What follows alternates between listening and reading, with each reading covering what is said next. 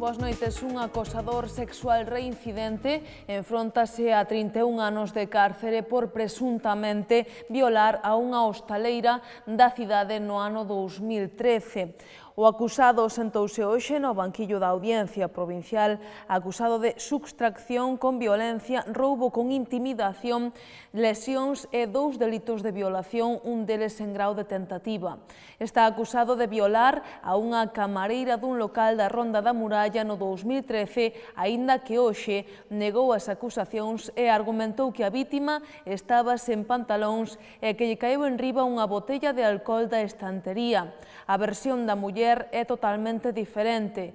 A vítima explicou que o home a agrediu sexualmente despois de tentar roubar e de darlle un botellazo na cabeza. Tamén prestou declaración a vítima dunha agresión sexual en grau de tentativa que tivo lugar nun calexón da Praza de Abastos lucense. Ademais destes 2 casos, o home ten un amplo historial delictivo que xa o levou ao cárcere en varias ocasións. Un lucense sufriu un asalto na súa vivenda ubicada na zona da contorna de Fontiñas, mentres el se atopaba no seu interior co seu fillo de corta idade. Os 2 asaltantes, os que identificou como a dun país do leste de Europa polo seu acento, fixéronlle varios cortes nos brazos para forzar ao home a que lles entregara todos os cartos que tiña na vivenda. Segundo informa o xornal El Progreso, o home accedeu ás pretensións dos asaltantes para evitar que lle fixeran dano ao seu fillo.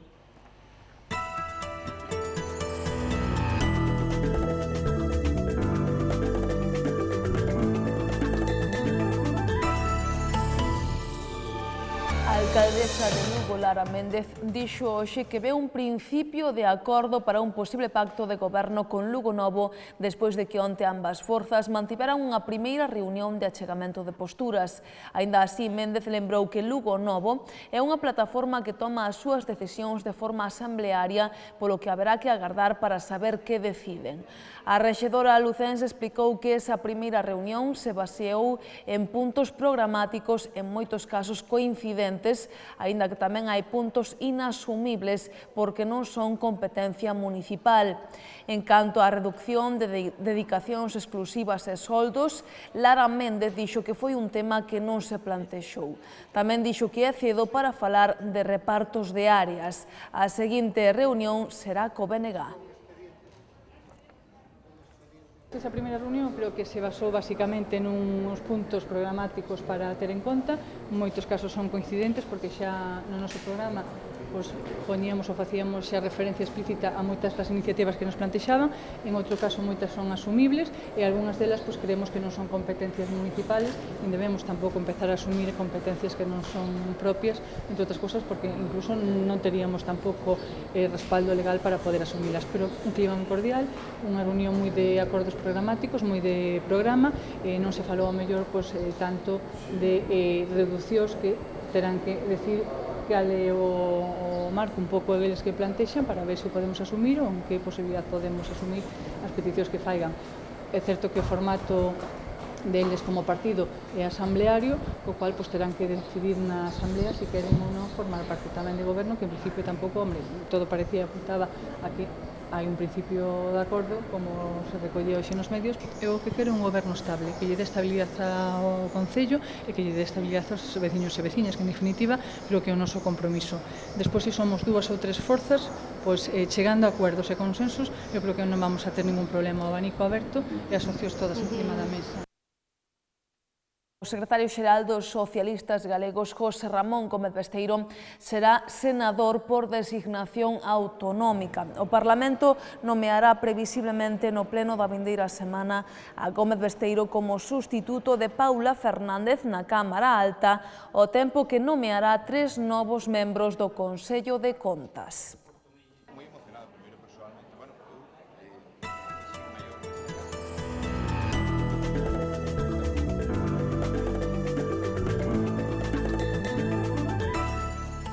A Rural Week acolleu esta tarde un obradoiro de palilleiras, unha cita na que os lucenses puideron ver de primeira man como se realiza esta arraigada tradición galega.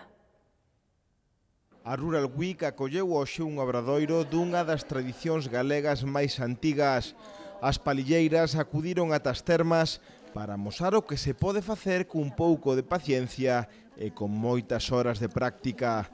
A simple vista pode parecer algo moi difícil e complexo, pero nada máis lonxe da realidade. A práctica é o único segredo. A ver, ao principio a xente parecelle que é moi difícil e que non dá feito e tal, pero logo despois, cando se collen os bolillos na mão, parece que é unha cousa, unha maxia, non? Entonces van tejendo e tal, ao principio costelles un pouquiño, pero tamén ao mellor son pois un mes ou dos, que despois arrancan e van perfectamente, son as alumnas tamén moi aplicables, sí. E os visitantes que se achegan ata Rural Week deixan ver a súa curiosidade, queren saber máis sobre esta tradición. E a primeira pregunta sempre é a mesma, é moi difícil? Normalmente fan preguntas se é moi difícil, ou a primeira pregunta que fan é moi difícil. Entón xa lles digo, no, é ao principio, como todas as cousas, non? Empezas e entonces logo despois xa van eles formándose moi ben, pero ben, non teño queixa ninguna delas. E artesás como a Milagros agradecen iniciativas como esta. Pois para mí parece unha idea ideal para que a xente sepa máis aínda o que é logo un caixe, porque é unha labor moi bonita. Entonces, claro, así abre máis as portas, porque claro, hai xente que sí que o conoce o mundo este, pero hai xente que ainda non o conoce. Entón é unha pena que a xente non seipa logo que haxa aquí cousiñas tan bonitas. E a Rural Week segue o seu curso e os obradoiros non paran. Para mañá hai preparado un de gravado, así que non o perdan.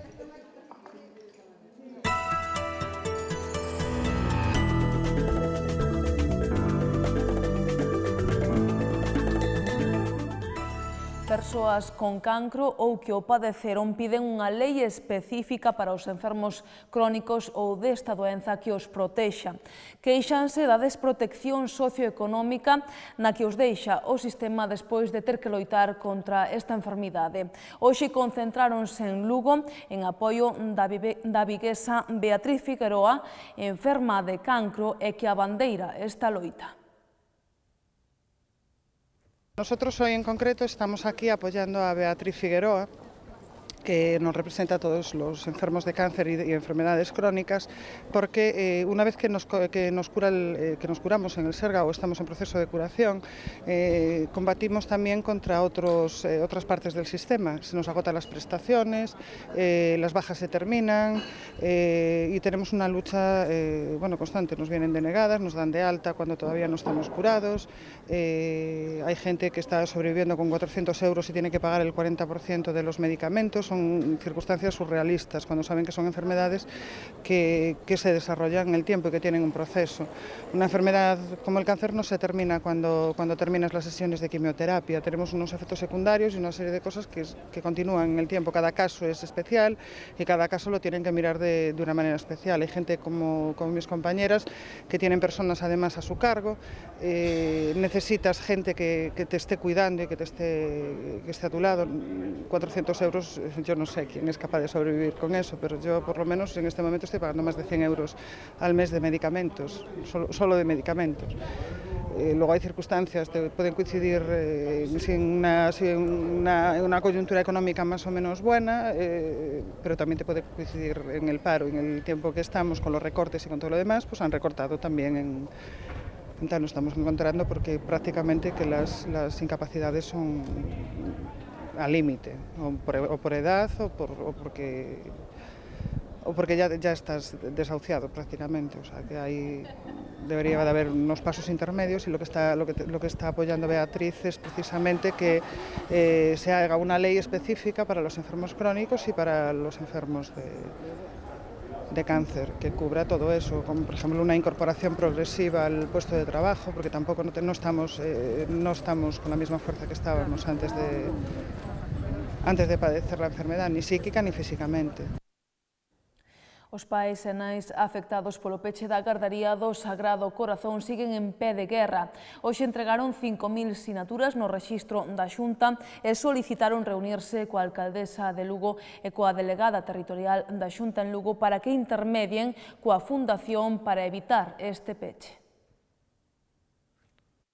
vimos a entregar 5.000 sinaturas que conseguimos recoller dende o día 2 de xuño, que empezamos a recollelas en apenas 2 semanas, 5.000 sinaturas en contra do peche da Gardería do Sagrado Corazón, que a banca quere pechar así de improviso sin unhas razóns claras para pechar así de golpe, alegando cousas que consideramos que son injustificadas e que non teñen razón de ser, porque a gardería é unha gardería que presta un servicio en unha cidade onde sempre quedan plazas de nenos en lista de espera nas garderías públicas e que é necesario o servicio, ademais nun barrio que se queda sin un servicio de colexio de gardería pública. De gardería, vamos. A banca non nos dá a única solución, o único que quere reunirse con nós para recolocar os nosos nenos noutras garderías e non sei se subvencionarnos parte do que costa. O problema non é o coste da gardería, que sí que é un problema. O problema é, a estas alturas non podemos elixir unha gardería adecuada para os nosos nenos. As guarderías que hai en Lugo non cumplen os mesmos requisitos, as garderías que teñen plazas vacantes non cumplen os mesmos requisitos que esta gardería, non ten os mesmos servicios, non ten un servicio de cociña comedor como ten estas, nin unha sala habilitada para o descanso onde poden dormir os nenos. Non podemos ver o que non ten precio, a tranquilidade que temos as nais nesta gardería, de poder deixar os nosos nenos estar tranquilos, porque sabemos como funciona e sabemos o que pasa dentro, non se paga con cartos. Ese non é o problema. O problema é que nos quedamos sin un servicio, sin unha gardería que é modélica en Lugo.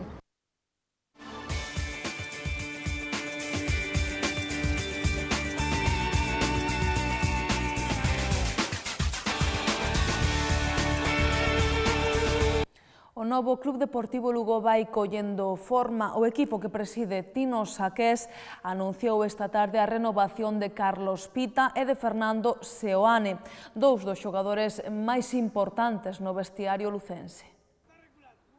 Tino Saqués xa puxo as primeiras pedras ao seu proxecto. Se a semana pasada anunciaba as contratacións de Luis Milla como adestrador e Toni Otero como director deportivo, hoxe anunciou as primeiras renovacións no plantel. Quizá aí son as máis agardadas polos afeccionados, xa que Carlos Pita e Fernando Seoane son dous dos xogadores máis queridos polo público do Ángel Carro. Quizá esa de Carlos Pita era a renovación máis complicada que tiña que afrontar o club. O centrocampista coruñés tiña en riba da mesa ofertas de clubes importantes como Zaragoza, que loita por ascender a primeira división, do Mallorca ou do Mirandés, pero finalmente os esforzos de Saqués deron os seus froitos. Ata en 2 ocasións reuníronse ambas partes, a primeira o mércores pasado, mentres que a segunda foi onte. No que atinxe a Seoane, todo semellaba máis sinxelo. O propio xogador de Amio manifestou semanas atrás a súa intención de non moverse de Galicia e aseguraba estar aberto a estudar unha posible oferta por parte do equipo de Saqués.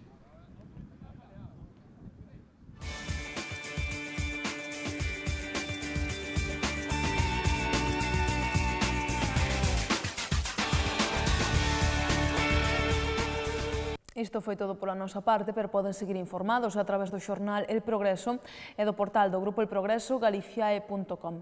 Deixámolos agora con imaxes da Rural Week que se celebra estes días no Centro Comercial As Termas. Que teñan moi boa noite, vémonos mañá.